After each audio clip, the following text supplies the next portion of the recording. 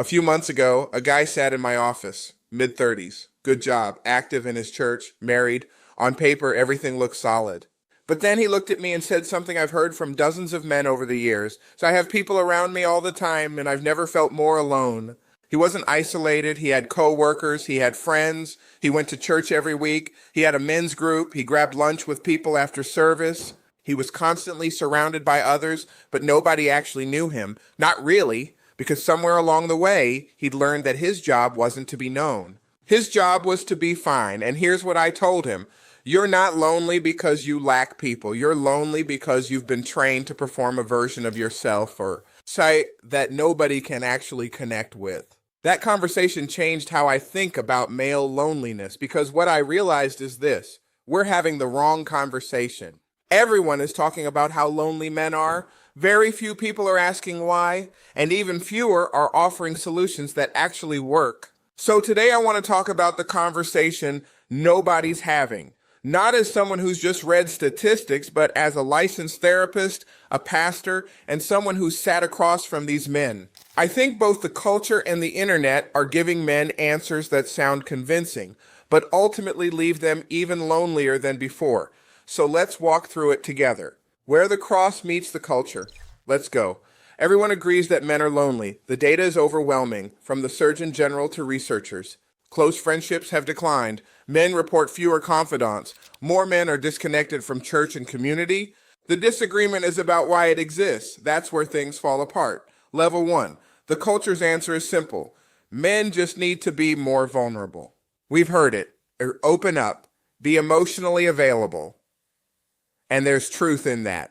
Clinically, emotional suppression is costly. Stress builds, anxiety increases, depression deepens. Relationships stay shallow because people can only connect with what they actually know. If no one knows the real you, no one can genuinely connect with you. But here's what bothers me. People act as if vulnerability is always safe. It isn't. I've sat with men whose honesty became ammunition in arguments or led to rejection at church. I've watched men become projects instead of brothers. I've seen honesty rewarded with rejection. So let's stop pretending men are irrational for being cautious. They're afraid of weaponized vulnerability. If you've touched a hot stove, you're going to hesitate. That's learning. It's just be vulnerable is incomplete advice without talking about wisdom, discernment, and psychological safety. Vulnerability without safety isn't intimacy, it's exposure. Now let's go to the opposite extreme. Level 2, the manosphere. The message is the world abandoned men. Society hates masculinity. Feminism ruined everything. The system is against you. This message spreads because parts of it acknowledge real pain. Men are struggling, and ignoring it helps no one. But it tells men that everyone else is the problem.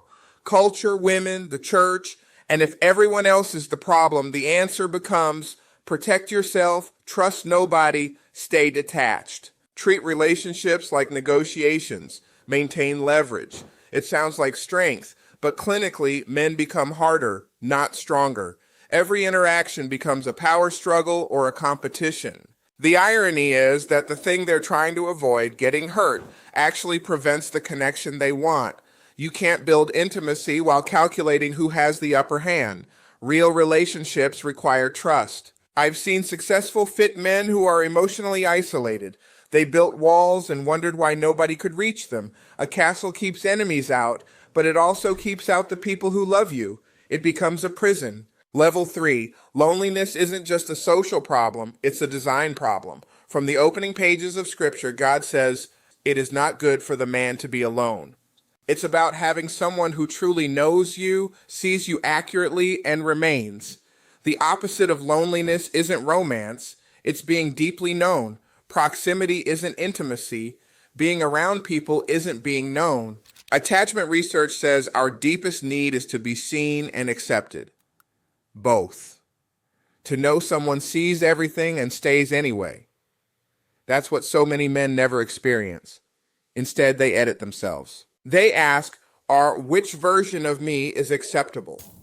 So they perform, smile, joke, provide, lead, fix. But they never reveal. You cannot be loved for who you are if nobody knows who you are. The gospel says you are already fully known and fully loved. Psalm 139 says, "You have searched me and known me." God doesn't love a polished version of you. He knows every hidden thought and failure. He still moves toward you. Romans 5 says Christ died for us while we were still sinners, not after we fixed ourselves. That changes everything. You no longer have to earn belonging or hide behind success. Clinically, when men believe their worth isn't being evaluated, anxiety and shame decrease, authenticity increases, their nervous systems calm down, they're finally free to connect instead of proving themselves. So what do lonely men need? Not another dating strategy or motivational speech. They need places where honesty is safe, friendships built on truth instead of performance, churches where weakness isn't failure to me. They need brothers who actually wait for the answer after asking, "How are you?" Healing happens in community, relationships where masks become unnecessary. Before you leave, I challenge you to do one thing. Think of one person you trust and move that relationship one level deeper. Just tell the truth about one thing. "I've been struggling," or "Non, I'm anxious." But loneliness loses its power the moment performance ends. Let me know in the comments what makes it difficult for you to be honest. Hit like, subscribe, and share. I'm Antonio. Until next time, go level up your faith and your mind.